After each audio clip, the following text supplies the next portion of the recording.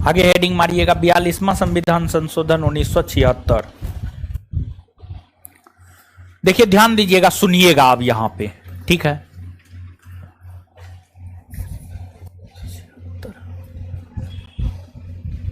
देखिए 1975 ईस्वी में इंदिरा गांधी ने देश के भीतर इमरजेंसी लागू की।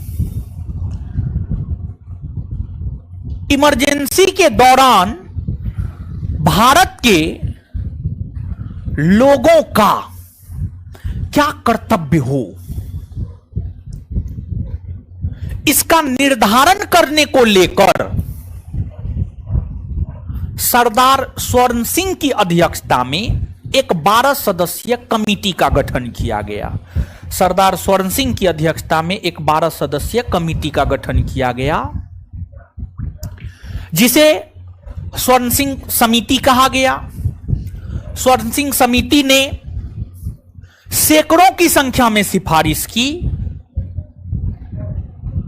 स्वर्ण सिंह कमेटी की सिफारिशों को लागू करने के लिए ही प्रधानमंत्री इंदिरा गांधी की सरकार के द्वारा 42वां संविधान संशोधन 1976 किया गया। और ऐसी मान्यता है कि इस संविधान संशोधन के तहत, ऐसी मान्यता है कि इस संविधान संशोधन के तहत भारतीय संविधान का कोई भी ऐसा भाग नहीं हुआ जिसमें थोड़ा बहुत भी परिवर्तन ना किए गए हो। मतलब एक प्रकार से कहिए तो 42वां संविधान संशोधन के तहत जो है भारत के पूरे संविधान में परिवर्तन देखने को मिलते हैं, जिस कारण 42वां संविधान संशोधन को मिनी संविधान, मिनी कॉन्स्टिट्यूशन यानी छोटा संविधान, 42वां संविधान संशोधन को मिनी संविधान कहा जाता है, मिनी संविधान कहा जाता है। चलिए इससे आगे हम आपको बताएंगे, लेकिन एक प्रश्न, काफी अच्छा प्रश्न, ठीक है, और हम चाहते हैं कौन जवाब दे, आप जवाब दें, खड़ा हो जाइए, हो सभास में जवाब दीजिएगा। भारत के संविधान में संशोधन करने की शक्ति किसे है? हाँ, भारत की संसद को। अच्छा, संसद को संविधान में संशोधन करने की सीमित शक्ति है या असीमित शक्ति? हाँ हाँ, सीमित शक्ति है ना वो, ये बात समझ रहे हैं? चलिए आप लोग भी जवाब, इससे पहले तो आप ही लोग बोल दिए, ठीक है, तो हाँ इसको याद रखिएगा। और स्पेशली जो प्रावधान किस के अंतर्गत आता है जिसमें संशोधन नहीं हो सकता है, वैसे प्रावधान जिसमें संसद भी संशोधन नहीं कर सकती। मूल ढांचा, मूल ढांचा में जो प्रावधान आता है उसमें संसद संशोधन कर सकता है? नहीं ना कर सकता है। तो मूल प्रश्न यहां पे क्या था जानते हैं? बड़ी महत्वपूर्ण प्रश्न है। सामान्य तौर पर विद्यार्थी को लगता है संसद संविधान में संशोधन कर सकता है, उसको असीमित शक्ति है, वो कुछ भी कर सकता है, लेकिन ऐसी बात नहीं। संसद को संविधान में संशोधन करने की शक्ति है, लेकिन सीमित शक्ति है, सीमित शक्ति है। इस बात को एकदम स्पष्टता पूर्वक आप याद रखिएगा। चलिए ठीक है, जवाब दे दिए। अब यहां पे आइए, 42वां संविधान संशोधन के तहत ही प्रस्तावना में संशोधन हुआ। जो भारतीय संविधान का प्रस्तावना है ना, वो प्रस्तावना में आज तक मात्र एक बार संशोधन हुआ है, और प्रस्तावना में मात्र एक बार संशोधन 42वां संविधान संशोधन 1976 के तहत ही हुआ है। तो 42वां संविधान संशोधन 1976 के तहत जो है आपको प्रस्तावना में संशोधन हुआ है, और प्रस्तावना में 3 गो नया शब्द जोड़ा गया: समाजवाद, पंथ निरपेक्षता और अखंडता। तो प्रस्तावना में संशोधन हुआ है। प्रस्तावना में 3 नए शब्द, एगो शब्द समाजवाद हो गया, दूसरा आपको पंथ निरपेक्षता हो गया, और तीसरा आपको अखंडता हो गया। तीसरा क्या हो गया? अखंडता। ये तीनों शब्द जो है आपको जोड़े गए। इसके बाद आपको भारतीय संविधान के अंतर्गत जो भाग 4 है, भाग 4 में क्या है? तो भाग 4 में है राज्य के नीति निर्देशक तत्व। राज्य के नीति निर्देशक तत्व जिसकी चर्चा अनुच्छेद 36 से अनुच्छेद 51, अनुच्छेद 36 से अनुच्छेद 51। तो जो राज्य के नीति निर्देशक तत्व है, 42वां संविधान संशोधन 1976 के तहत 3 नए राज्य के नीति निर्देशक तत्व जोड़े गए, और जो 3 नए राज्य के नीति निर्देशक तत्व जोड़े गए हैं वह है आपको अनुच्छेद 39 का को, 43 का को और 48 का को।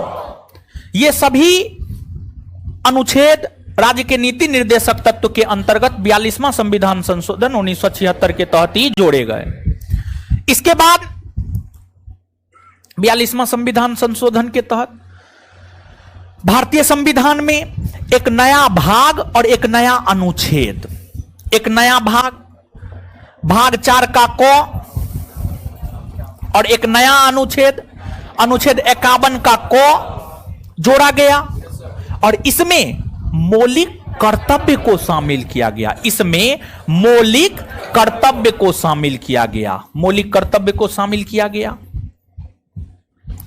फिर आपको 42वां संविधान संशोधन 1976 के तहत लोकसभा और विधानसभा के कार्यकाल को 5 वर्ष से बढ़ाकर 6 वर्ष कर दिया गया।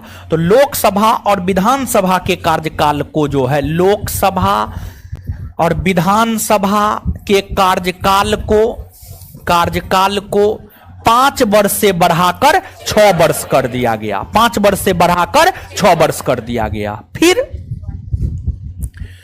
42वां संविधान संशोधन 1976 के तहत राष्ट्रपति को इस बात के लिए बाध्य किया गया कि राष्ट्रपति केंद्रीय मंत्रिपरिषद का बात मानने के लिए बाध्य है।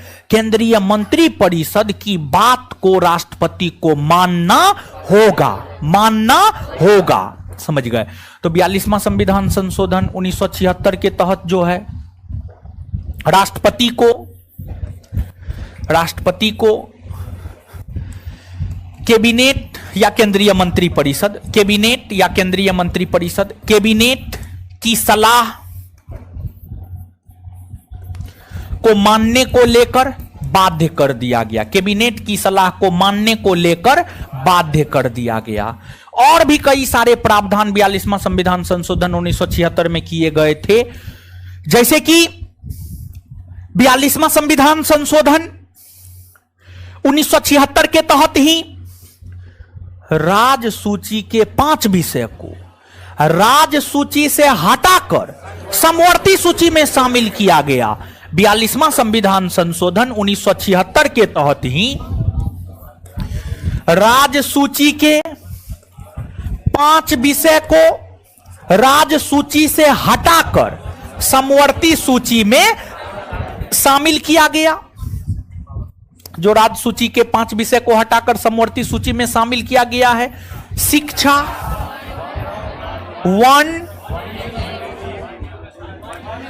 वन्य जीवों का संरक्षण, न्याय प्रशासन और माप तौल। ये सब 42वां संविधान संशोधन 1976 के द्वारा ही जो है आपको ये भी प्रावधान किए गए थे। अब आगे सुनिएगा, 42वां संविधान संशोधन में यह भी प्रावधान किया गया कि कोरम समझते हैं? कोरम तो समझाए हैं ना। लोकसभा का कोरम कितना? 55, राज्यसभा का 25, और परसेंटेज में 10% या 1/10 भाग। ठीक है। कोरम क्या होता है? कोरम किसी भी सदन का वह न्यूनतम संख्या जिसके मौजूद होने से सदन काम करना शुरू कर देता है, सदन काम करना शुरू कर देता है, ठीक है। तो 42वां संविधान संशोधन 1976 के तहत जो है लोकसभा और विधानसभा के कोरम की अनिवार्यता को समाप्त कर दिया गया। लोकसभा और विधानसभा के कोरम की अनिवार्यता को समाप्त कर दिया गया। मतलब जो ये फिक्स था कि लोकसभा में कम से कम 55 गो लोग मौजूद होंगे तब लोकसभा काम करना शुरू करेगा, राज्यसभा में कम से कम 25 गो लोग मौजूद होगा तब राज्यसभा काम करना शुरू करेगा, यह समाप्त कर दिया गया। कहा गया ना अब लोकसभा में 5 गो लोग मौजूद होगा लोकसभा काम करेगा, 10 गो लोग मौजूद होगा लोकसभा काम करेगा, ठीक है, समझ रहे हैं। तो 42वां संविधान संशोधन 1976 के तहत कोरम की अनिवार्यता को, लोकसभा और विधानसभा के लिए कोरम की अनिवार्यता को समाप्त कर दिया गया। मतलब ये नहीं कि अब 55 गो आएगा तभी लोकसभा काम करेगा ना, 5, 10, 20, 25 कितनों आया लोकसभा काम करना शुरू कर देगा, कोरम की कोई अनिवार्यता नहीं, ठीक है। इसके बाद आपको 42वां संविधान संशोधन 1976 में अगला प्रावधान यह किया गया कि अगर किसी राज्य में शासन व्यवस्था विफल हो गया है, अगर किसी राज्य में शासन व्यवस्था विफल हो गया है तो इस स्थिति में केंद्र सरकार उस राज्य में सैन्य बल भेज सकता है। मतलब बिहार में नीतीश जी की सरकार है, मान लिया जाए कि बिहार में दिन दहाड़े लूट खसोट अपहरण गोलीकांड बैंक लूट सब चीज हो गया, सब चीज होने लगा। मतलब अगर ऐसा होगा मतलब क्या माना जाएगा, शासन व्यवस्था कहीं ना कहीं बिहार का क्या ढीला पड़ गया है, खराब हो गई है व्यवस्था। तो इस स्थिति में केंद्र सरकार अपना पुलिस बल, केंद्र के अधीन जो पुलिस बल है, केंद्र सरकार अपना पुलिस बिहार भेजेगा ताकि बिहार में शासन व्यवस्था फिर से पटरी पर लाई जा सके। मतलब 42वां संविधान संशोधन के तहत यह भी प्रावधान किया गया कि केंद्र सरकार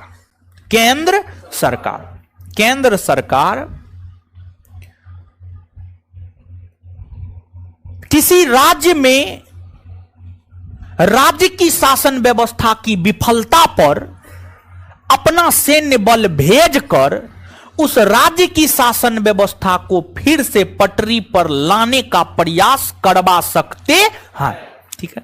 इसके बाद आपको 42वां संविधान संशोधन 1976 के तहत यह भी प्रावधान किया गया कि 2001 ईस्वी तक के लिए लोकसभा और विधानसभा में जो सीट है वह उतना ही रहेगा, सीट बढ़ेगा नहीं। यह भी प्रावधान